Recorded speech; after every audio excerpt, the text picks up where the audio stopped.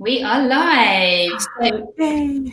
I'm here with Heather McGregor, and Heather is not only one of my favorite people, but she's also a graduate of Fierce Feminine and Free, the first cohort. So Heather is here to talk to you today, to talk to us about her journey and her experience of Fierce Feminine and Free and what it's been like for her getting clients and some of the challenges she faced. So welcome, Heather. Thank you. Thank you so much, Julie, for the invitation to be here. It's a pleasure. Why don't we start by you telling people what you do? Okay, sounds good. So I do a number of things, but primarily I am a coach and I help women to embody a new money story. So to let go of old beliefs, to rewire and recode how they're thinking about money so that they can live a more abundant life, particularly related to building their business that's led from their soul. Amazing. And what's the name of your Facebook group, if anyone wants to? Yeah, it's Naturally Present is my business name. So it's Naturally Present Women Claiming their Abundant Soul-Led Life is the name of the group. Beautiful. Yeah. Okay. And you weren't always this clear on your niche, though, were you? Oh. So do you want to tell us a bit about what was life like before Fierce Feminine and Free, before working together? What was it like for you in your business? It's a great question. It was a struggle. I felt, I did all the freebies. I did some of the low pay programs to try to really piece it all together by myself. And what I was doing that I didn't realize at the time that I'm very conscious of now was the thing we're told not to do, and that's to try to speak to everybody. So I didn't have my niche narrowed down. I didn't have my my message clarified. I knew what I wanted to do inside, but I didn't know how to communicate it in a way that people were able to receive it and hear it and connect with it. So I would say struggle. It was a few clients here and then I'd feel the success, but then that would be it. So and how long was it like that for you? Well, originally I had started with a different business, a VA business, and that was just a couple years of nothing. And then with a success, and then it all fell apart. And then with the coaching, I'd say it was at least a year of that, trying to figure it out on my own and trying to copy other people rather than getting authentic and not getting clear on what I was doing. So I'd say about a year. About a year. And what did it feel like to you to be in that place? Not good. There was a lot of that. What do they call it? Comparativitis, where I could see other people doing it. So I knew there was a way in. I knew that it was possible. There was evidence, but I couldn't find that way in. It just wasn't clicking for me. No matter how many freebies and courses and whatever I did, it just wasn't there. So it was very much a struggle. And every time, I'd make a little success and then nothing. And what I noticed is myself, that up and down, every time I went down, it's a little bit more and a little bit more and a little bit more, where my confidence was getting eroded and, other people can do it, but I can't. And clearly it's about me. Yeah, which we all do to ourselves, and it's never about us. It's that we don't yet have the right system and we don't have the support to plug into. So what changed for you? When did you realize, I'm going to get some help with this? I guess it was last year. So I don't remember the exact time frame, somewhere around midsummer to fall, I think, where I knew that it was like, this is it. It's time. Like, it's either now or move on and get a job and make it work that way. So I just felt this urgency within myself. And I'd been connected with you for quite a while, and you kind of randomly reached out, and I was always aware of your journey and seeing how you were helping people, and you reached out at the right time, I suppose. And through our conversation, I really got clear that it was like, just either do it or give it up. Like, let's stop flapping about. Faffing about, is that the word? Faffing about, yes. Yeah. I was done with it. Right, yeah. And I remember that conversation. I think you said something like, it's time to shit or get off the clock. I was going to say that, but I don't know who's listening. So. But that's it, exactly. Yeah, and I remember that conversation. And you bring up a really important point, which is part of what we teach in the Warrior S framework, which is that I was keeping in contact with you. I was keeping that relationship and nurturing you. And you may not have known that's what I was doing, but I had identified that you were someone I might potentially like to work with. And I liked you and I liked what you were doing. So I was keeping in contact with you and just checking in every now and again, seeing how you were getting on. So how did you experience that? Yeah, perfection. And like you say, I didn't realize at the time that you were nurturing, but now where I'm at, I do see that, and I'm thankful. I'm so grateful that you did it, which allows me to feel good about the nurturing I do with people that I'm in contact with, because I see the value of it, and I know how you making that decision to do it impacted my life. Amazing. That's really important for people to hear, because sometimes, so often, people are like, oh, I feel really pushy and I don't like DMing people. They might think I'm just about the money or I'm trying to get a client. And that's part of what I help them with when they come to Fierce Feminine and Free, is to really feel comfortable just making those genuine connections and keeping in contact. And I know you now do it in your own business. So I think that's really important for people to hear, because to the potential client, I don't think it feels pushy, or it really just, and then when they're ready, you are the one who's top of mind. Yeah. When they're ready. I love that. That's it. Exactly. Right. Yeah. Absolutely. And so for you, then, you came to that place and it was crunch time. It was decision time. What do you think made you come to that place? Because you'd been struggling along for a year, and previous to that with your VA business, what changed inside of you? Or was it something external that you were like, right, I have to do something different now? Yeah, I'd say it was just an awareness that it was internal, an awareness that what I have been trying, which is how I thought it was supposed to be done, wasn't working. I needed something to work. And I knew on many different levels that it was really about the inner work. It was about my own inner journey. And so connecting those dots with working with a coach. The other piece is, like, I know that for me, when I connect with other coaches, if they don't have a coach, I question it a little bit. And so I realized that I needed to be coached so that I could be of higher service, right? I needed to do my journey. Wow, to get there. That was such an important point, because so many people out there, and I've done it too at points in my journey in the past, is they're trying to do it by themselves, but they want to be a coach. And actually what we're saying when we do that is, I don't really believe in coaching. And what we're doing is we're trying to sell people on coaching with us, but we are not being coached. And I'm not judging anyone, because, as I say, I've done it myself, but it's so back to front. Why should anyone invest in us when we're not even investing in ourselves? Yeah. And that's also the other pieces that I realized, that it was fear-based. And I was in that choice of the fear. I was telling myself that, well, if I invest in myself, it's not going to work. And that's what I needed to override, and did override.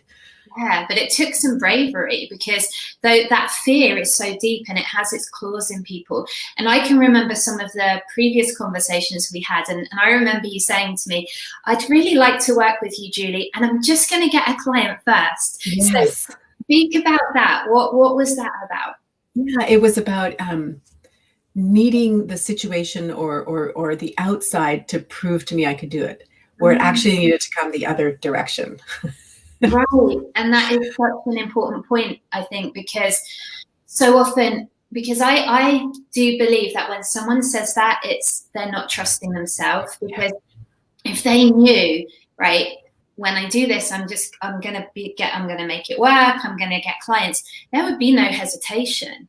But it's like that fear of what if I invest in another thing and it doesn't work? Or what if I do take this big brave step and it doesn't work? What does that say about me? Like, what does that mean? And so we're so scared. But really what we're saying is, let me just prove to myself that I can do this. And actually, the very thing that would help us do what we say we want to do, we're not thinking, right? Yeah. And I suspect for me also, there's a little bit of that fear of it's the commitment, right? So I'm committing to my success. And that was another thing to get over. Oh, so speak about that, because that's really interesting. I think it's easy to try and fail, try and not, but that's very comfortable and easy. And investing and taking that jump is really about committing to being successful. And that's a huge step, because once you're successful, then you have to go to the next level and the next and the next. And so it's a leap of faith on many levels, not just the trusting in myself, but also just the acknowledgement that I do want to play bigger. And when I play bigger, I'm going to be asked to play a little bit bigger after that. And just knowing that it was a step upon a journey that was going to keep going. And it's a bit scary, right? Yeah. Oh, yes. It's a bit scary. Yeah. And there's nowhere to hide when we do that. I love that you brought that up, because that holding pattern, I mean, in some ways it's not comfortable at all, because it's like more pain, but it's like chronic pain, right? We're used to it. It's we're used to our own crap. And so our subconscious just wants to keep the status quo. It does not want us to change, because it perceives that any change is threat. And so even if all we're doing is connecting with clients and bringing clients on, which is actually great and is actually what we want, our subconscious is like, danger, danger, danger. And so, like you said, that holding pattern of trying, failing. And I think it's only when we get so sick of it that we're like willing to do something different. Yeah, absolutely. Okay, so speak about, then you did make the decision and you came and joined Fierce Feminine and Free. What was your experience of Fierce Feminine and Free? First of all, I was very, very grateful for this. It was small, so I knew that the container was actually going to be, I wasn't going to get lost in the crowd. And I have had experiences of doing programs where, there's hundreds of people in there and you don't get heard or seen. And I felt really heard and seen and supported, like your support, but also the support of the community and all the other people in there, that we were able to have each other's back and share experiences, so that when I was going through something that's hard, other people could relate, or if I had success, there's other people there to share it as well. And I really, really appreciated that. And I think I still do appreciate it. Oh, yes, because you've continued the journey. And I think that the community really is one of the most special things about Fierce Feminine and Free. I mean, you ladies are amazing, and I love the way you've supported each other. And like you say, yes, if you're having a tough day, it's somewhere to come and get support and get picked back up and just share your experience, because so often as entrepreneurs it can be a bit lonely. And then equally, you get to come and celebrate when you sign a client and you have a win.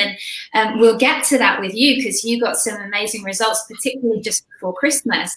But before we go there, would you share a little bit of your struggle or your challenges, let's say? Because even once you joined and you got the coaching from me, it wasn't all plain sailing. There was still some challenges. So if we go back to when we first worked together and we were dialing in your message, and let's start there. So what was the next? Resistance. I can feel it. I have that memory in my body of, where you put out the invitation, sometimes a little more firmly than others. And to speak to one person, to clarify your message, to nail down your niche. And there was resistance. And in hindsight, I see that those moments of me giving into my resistance, or the pushing back, or just an unwillingness, I guess, to step out of the comfort zone and to trust in the process. And it was only when I really trusted in the systems and in the information and all the different things that you provided, that's when things started to shift. And it was, you had given it all along. I had to have that internal shift. And I know it was through conversations with you about my inner journey and about that piece of it, as well as the systems and all that stuff, that really triggered it for me. Oh, that's really interesting, because yes, the strategy is great and the system works, and it only works when somebody is ready to embrace it. Yes. And so that's why the first step in the Warrior S framework is land in your power, claim your confidence, get visible. And we do the work around the archetypes and really your inner journey and what's going on there. So it sounds like that was an important piece for you. It was, yeah. I mean, I was okay with being visible and I was doing all those things, but I hadn't lined up inside. You hadn't lined up inside, and so therefore your messaging wasn't landing, the connects weren't happening, and you weren't getting the clients. Okay, we worked through that. You decided, because I felt the shift in you, and suddenly there was a CEO woman showing up, right? And it was like a whole different person. So speak about that. Yeah. very, very internal, as you say. Like, it was a decision, a choice that I made, and I decided to sit in that place and move from that place. And I still go back and forth with it a little bit, but I have the right tools to shift more quickly and to see when I'm choosing to not be the CEO, and to just shift that when it's needed. And yeah, just having that awareness and the tools, and also that clarity within, that this is what I want, this is what I'm doing to get there. And what did you change in your business when you stepped into that CEO role? I opened to the systems and structures and strategies that you had provided and suggested. So there was an opening to letting go of doing it my own way, and surrendering to this flow, this process, and allowing it to work through me. And that comes down to, I struggled, as you know, with narrowing it down. I don't want to speak to just one person or one niche like that, but actually I see the value of that now. So it was really about surrendering to your wisdom and your knowledge and what you were sharing with me. And at the same time, bringing my energy into alignment with that CEO, with a part of me that really wants it. Like, let's move out of the failure comfort zone and move into success. So it was about aligning with that and trusting and surrendering to what you were advising me to do. Okay, amazing. And then what I saw you do was get really consistent. So I saw it stopped being sporadic, and the activities that are based in the Warrior S framework, you began doing them consistently. It's like you started taking it seriously, but you also brought your own uniqueness into it, because I think this is a fear that some people have, is like, oh my God, if I do this system, am I still going to get to be me? And so can you speak to that a little bit? Yeah, that was a huge resistance for me, letting go of that. And but it's really, stepping into it has been about empowering who I am at a core, and using the framework to allow that to be more broad, if that makes sense. Yes, I think it does. So it's taking who you are and using the framework to get it out there and connect with people. And one thing I said to you when you had this concern at nearer the beginning is, look, you get to talk about all these different things because we know that you're multi-passionate. We know you have different modalities and things that you're going to bring in that make you unique, right? That make your business unique. And people, you need to lead with something, because you need to understand the problem that you solve so that they come and work with you. And then when they work with you, you bring in all the goodness and the different pieces. So has your experience been that by narrowing, do you still get to be you? Do you still get to bring in all the pieces? Absolutely. And in fact, a little bit more maybe, because as you said earlier, like before I had narrowed it down and I was being really broad and bringing all of me into it, it wasn't speaking to anyone because it wasn't landing. And so now it lands and people connect to whatever that landing is, and then they get to experience me. And then they have all that other juicy bits. All of it. Yeah. What's the new thing that you qualified in that I can never remember the name of, but it's just amazing that you... the quantum flow? Yes, quantum flow. Yeah. Okay, and so now we've got you sorted. Now you're showing up consistently. You've got the energy. It's all in place. So what happened next? I got clients. Didn't you? Yeah. So think about talk about the growth of the Facebook group, and then talk about how many clients you signed and where you are now. Yeah, so the Facebook group grew and is still growing, and I love being able to be in there and conversing with people and be of service. So that was a benefit, and understanding the process of how to bring people in, how to have my language be the right way to speak to them, so that they want to come and join and they want to play in there. I love doing the lives. I'm so passionate about that and having that engagement. And the nurturing process, I signed, I think it's 5 clients now in that time, and exciting. And just to clarify, these are high-end clients on packages, right? Yes, that's right. And also one in a lesser package that I do, like a different package. And then also just seeing the progress of the clients. And so I know one of them, I finished the high-end program with her, and then she signed on as a monthly. So we're still continuing to work together, and it's just been amazing to be side by side on her journey and to see that. And that's one of the things I get most passionate about. So not afraid to talk about what I do. I'm no longer afraid to receive money for it. I understand the value of that. And then in doing that, leading by example and showing my clients what they can do. And so I'm very, very grateful for that. Amazing. Yes. And it's you. I mean, it's all you. You've done it. You've done the work, you've taken, you've implemented, you've made the shifts, you've stayed the journey, because it's so easy to give up when it gets hard, and a lot of people do. But yeah, you've created the results. So how did your Facebook group grow? Give us some numbers. What was it before and what is it now? I think I was around when we started 30 to 40, maybe 50, somewhere in that zone. And then it's grown. Now we're almost at 200. So congrats. Yeah, it's great. Yeah. And it's actually great to share that with people, because 200 is great, and it's not a huge audience. I know you're still growing, and we're working on some new lead gen strategies to bring in, but all this to say, you don't need a huge audience to get clients, right? Yeah.